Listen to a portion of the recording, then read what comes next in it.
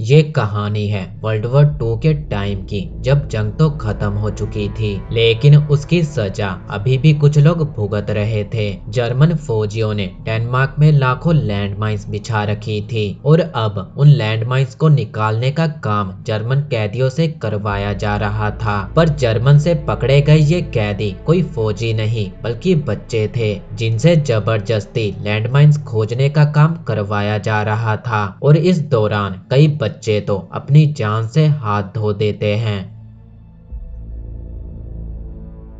कहानी की शुरुआत में कुछ बच्चे रेत पर रेंगते हुए लोहे की रॉड की मदद से लैंडमाइंस की तलाश कर रहे थे। तभी एक लड़के को माइन दिखाई दी। उसने बड़ी ही सावधानी से माइन का ढक्कन खोला और फ्यूज निकालकर माइन को डिफ्यूज कर दिया। इसी दौरान एक और लड़के को माइन दिखाई दी। वो माइन को डिफ्यूज करने की कोशिश कर रहा था, पर तभी एक जोरदार धमाका हुआ जिसके साथ उसके परखच्चे उड़ गए। ये सभी बच्चे जर्मन कैदी थे जिन्हें जंग में पकड़ा गया था। अब जंग तो खत्म हो चुकी थी, लेकिन जर्मन फौजियों के द्वारा बिछाई गई लाखों लैंडमाइंस अभी भी डेनमार्क में मौजूद थी, जिनसे आम लोगों को काफी खतरा था। अब सरकार ने माइंस निकालने का काम इन्हीं कैदी बच्चों पर डाल दिया। डेनमार्क के फौजियों ने बच्चों की ट्रेनिंग शुरू कर दी, जिसमें उन्हें माइंस ढूंढकर उसे डिफ्यूज करने का तरीका सिखाया गया। अब प्रैक्टिस के लिए सभी बच्चों को बारी बारी माइंस वाले रूम में भेजा गया। सबसे पहले एक लड़का रूम के अंदर गया। उसने बड़ी ही सावधानी से माइन का ढक्कन खोला और उसका फ्यूज निकालकर माइन को डिफ्यूज कर दिया। लेकिन जब दूसरा लड़का अंदर गया तो डर के मारे उसके हाथ कांपने लगे, पर फिर भी किसी तरह उसने माइन को डिफ्यूज कर दिया। आखिरकार उस लड़के ने चैन की सांस ली। अब जब तीसरा लड़का माइंस डिफ्यूज करने के लिए अंदर गया, उस लड़के से माइंस डिफ्यूज नहीं हुई और एक जोरदार धमाके से उसके परखच्चे उड़ गए। ये देखकर सभी बच्चों के मन में डर बैठ गया कि कभी भी कोई भी माइंस उनकी जान ले सकती है। ट्रेनिंग खत्म होने के बाद 11 लड़कों को एक जगह पर लाया गया जहां बहुत सारी लैंडमाइंस बिछी हुई थी। यहाँ पर काल उनका बॉस होगा। नाजियों के लिए काल के अंदर बहुत नफरत थी।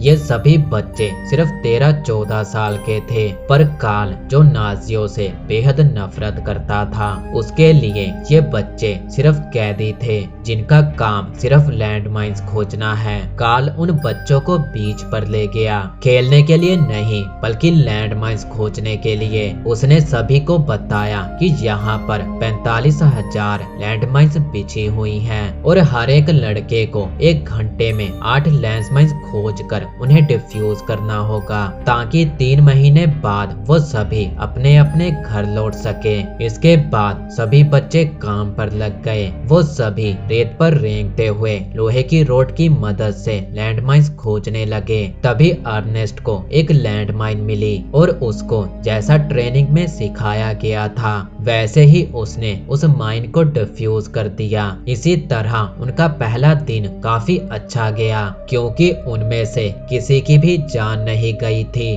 शाम को उन्होंने कपड़े के बैग में घास भरकर उनके गद्दे बनाए ताकि रात में उन्हें अच्छी नींद आए। रात में सभी आपस में बातें कर रहे थे कि वो सभी जल्द ही घर लौटेंगे, लेकिन उनमें से एक लड़के को बिल्कुल भी यकीन नहीं था कि वो कभी भी घर वापस लौटेंगे। उन लड़कों को खाना भी ठीक से नहीं दिया जाता था। तभी अर्नेस्ट ने एक बच्ची को देखा। वो उसके पास गया और उससे बातें करने लगा। अचानक उस बच्ची की माँ चिल्लाने लगी और अपनी बच्ची को घर वापस आने के लिए कहने लगी। उसी दौरान अर्नेस्ट ने उस बच्ची के खिलौनों में से एक ब्रेड का टुकड़ा चुरा लिया था। बाद में उसने उसी ब्रेड के टुकड़े को अपने भाई के साथ बांट कर खाया। रात होने पर काल ने सभी लड़कों को एक लकड़ी के घर में बंद कर दिया और दरवाजे को लकड़ी के फट्टों से बंद कर दिया, ताकि बच्चे चाहकर भी वहां से भाग न सके। अगले दिन फिर से वो सभी काम पर लग गए, पर आज उनके शरीर में बिल्कुल भी जान नहीं थी, क्योंकि उन्हें खाने के लिए अभी तक कुछ भी नहीं मिला था। शाम को शुमन नाम का एक लड़का काल के पास पहुंचा और उसने काल को कहा कि कि उन्हें खाना कब तक मिलेगा। कार्ल ने कहा कि किसी भी जर्मन कैदी को पहले खाना नहीं दिया जाएगा। उसे फर्क नहीं पड़ता कि तुम लोग भूख से मरो या लैंडमाइन से। उसने शूमन को डांट कर वहां से भगा दिया।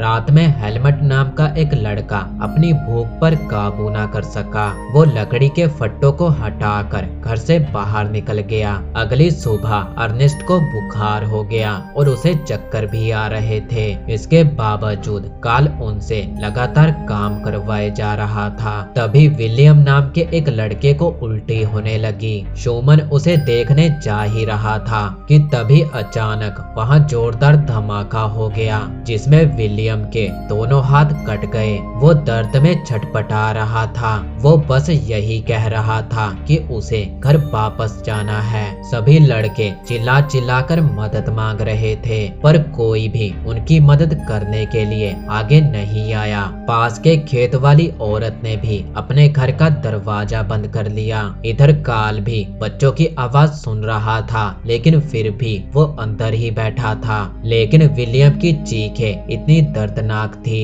कि कार्ल भी खुद को रोक नहीं पाया। वो विलियम के पास गया और उसने विलियम को एक इंजेक्शन लगा दिया। अब कार्ल को एहसास हुआ कि ये कोई कैदी नहीं बल्कि बच्चे हैं। इसके बाद उसने विलियम को उठाया और हॉस्पिटल की ओर निकल पड़ा। इधर अब सभी लड़के उल्टियां करने लगे थे। जब कार्ल को इसका पता चला तो उसने सभी से पूछताछ की। तब हेलमेट ने उसे बताया कि कल रात वो अपनी भूख पर काबू न कर पाया और उसने पास के खेत से कुछ दाने चुराए, जिन्हें उन सभी ने आपस में बांटकर खा लिए। जब कार्ल ने खेत वाली औरत से उन दानों के बारे में पूछा तो उस औरत ने बताया कि वो दाने तो कीड़े लगने की वजह से खराब हो चुके हैं। अब कार्ल ने सभी लड़कों को समुद्र का पानी पीने को कहा ताकि कीड़े उल्टी के जरिए उनके पेट से बाहर आ जाए। इसके बाद उसने सभी बच्चों को नहलाया और शाम को विलियम को देखने के लिए हॉस्पिटल गया। हॉस्पिटल पहुंचकर उसे पता चला कि विलियम की मौत हो चुकी है।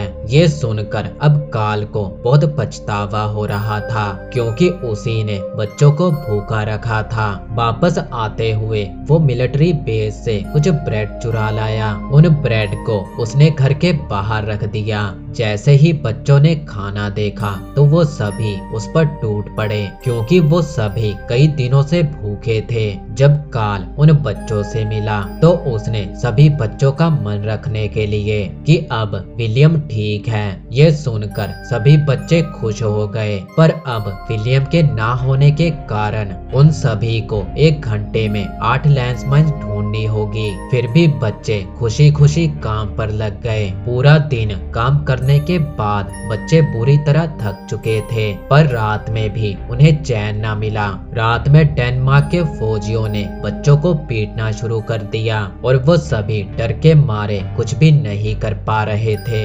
जब कुछ बच्चों ने जवाब देने की कोशिश की तो फौजियों ने उन पर गन तान दी। वो गोली चलाने ही वाले थे कि तभी वहां कार्ल आ पहुंचा। वो उन फौजियों को कहने लगा कि अगर इन बच्चों को कुछ हो गया तो माइंस ढूंढने का काम हमारे आदमियों को करना होगा। ये सुनकर उन सभी ने बच्चों को छोड़ दिया। वहां से जाते हुए एक फौजी ने कार्ल को कहा कि वो जंग के दौरान नाजियों के अत्याचारों को भूले ना, जिस पर कार्ल ने कहा कि ये बच्चे तो जानते भी नहीं कि उस वक्त क्या हुआ था। अगले दिन शूमन ने एक डबल माइन ढूंढी। असल में ये माइन ढूंढने वालों के लिए ही बिछाई गई थी। तब शूमन ने चिल्लाकर सभी को इस तरह की माइन से सावधान रहने को कहा, पर उसकी आवाज किसी तक नहीं पहुंच रही थी। इधर एक लड़का एक माइन डिफ्यूज करने के बाद बेहद खुश था, पर तभी डबल माइन के चलते एक जोरदार धमाका हुआ, जिसमें वो लड़का मारा गया। जैसे ही अर्नेस्ट ने देखा तो वो भागते हुए अपने भाई के पास जाने लगा, पर उसके भाई की मौत हो चुकी थी। भागता हुआ कार्ल भी वहां आ पहुंचा, पर अब वो भी कुछ भी नहीं कर सकता था। अर्नेस्ट को यकीन ही नहीं हो रहा था कि अब उसका भाई नहीं रहा। तब कार्ल ने उसे नींद का इंजेक्शन दे दिया। वो चुपचाप उसके पास बैठा रहा। अब कार्ल को बेहद बुरा लग रहा था, क्योंकि ये कोई फौजी नहीं बल्कि एक बच्चा है जिसने अपने भाई को अपने सामने ही मरते देखा है। इसके बाद वो शूमन के पास गया और विलियम की मौत के बारे में उसे बताने लगा। शूमन को ऐसा लग रहा था कि वो सभी कभी भी घर नहीं लौट पाएंगे, लेकिन कार्ल ने उसे दिलासा देते हुए कहा कि फिक्र मत करो, सब जल्द ही ठीक हो जाएगा। रात में उसने दरवाजा बंद नहीं किया। अगले दिन बच्चे बेहद खुश थे, क्योंकि कार्ल ने कहा कि आज पूरा दिन वो लोग आराम कर सकते हैं। वो सभी मिलकर बीच पर खेलने लगे। अब कार्ल और बच्चों के बीच में सब कुछ ठीक हो रहा था, लेकिन तभी पास ही में धमाका हुआ। इस धमाके में कार्ल के कुत्ते की मौत हो चुकी थी, जबकि वो उस इलाके में घूम रहा था जहां से सभी माइंस निकाल दी गई थी। इसे देखकर कार्ल को ऐसा लगने लगा कि बच्चे उसे धोखा दे रहे हैं। पहले नाजियों ने उसके पूरे परिवार को मार डाला, अब उनकी वजह से उसके कुत्ते की भी मौत हो गई। इस घटना के बाद कार्ल के मन में फिर से नफरत पैदा हो गई। एक लड़के ने कार्ल को बताया कि उस इलाके से सभी माइंस निकाल दी गई थी, पर कार्ल ने उसकी एक ना सुनी और उसे कुत्ता बनने की सजा दी। वो उस लड़के को कुत्ते की तरह भौंकने को कहने लगा।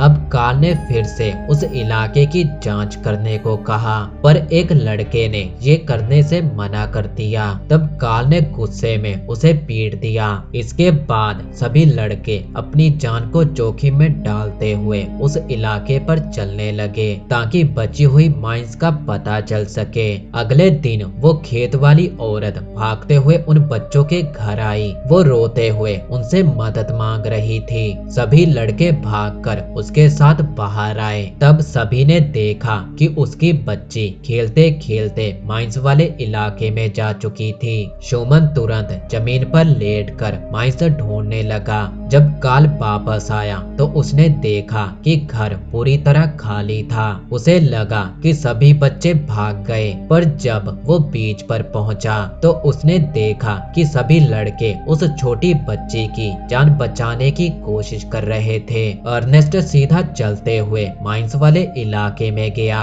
उसने बच्ची को उठाकर शूमन को पकड़ा दिया और खुद वहीं पर खड़ा रहा। सब उसे वापस बुला रहे थे, पर वो मुस्कुराते हुए आगे की ओर बढ़ने लगा। तभी अचानक धमाका हुआ, जिसमें उसकी जान चली गई और आखिरकार वो अपने भाई के पास पहुंच ही गया। कार्ल ने सभी बच्चों को दिलासा दिया कि वो सभी जल्द ही घर लौटेंगे। अब 3 महीने पूरे हो चुके थे और माइंस निकालने का काम खत्म हो चुका था। बाकी 6 बच्चे अपने घर जाने को तैयार थे। वो माइंस को ट्रक पर चढ़ाते हुए आपस में बातें कर रहे थे। तभी अचानक जोरदार धमाका हुआ। कार्ल और उसके साथी दौड़कर वहां पहुंचे, पर तब तक 2 लड़कों की मौत हो चुकी थी। आखिर में बचे 4 लड़के ट्रक पर चढ़े, पर उनके चेहरे पर खुशी का नामो निशान नहीं था। पर अब उन्हें घर भेजने की बजाय उन्हें फिर से एक माइंड फील्ड पर भेज दिया गया,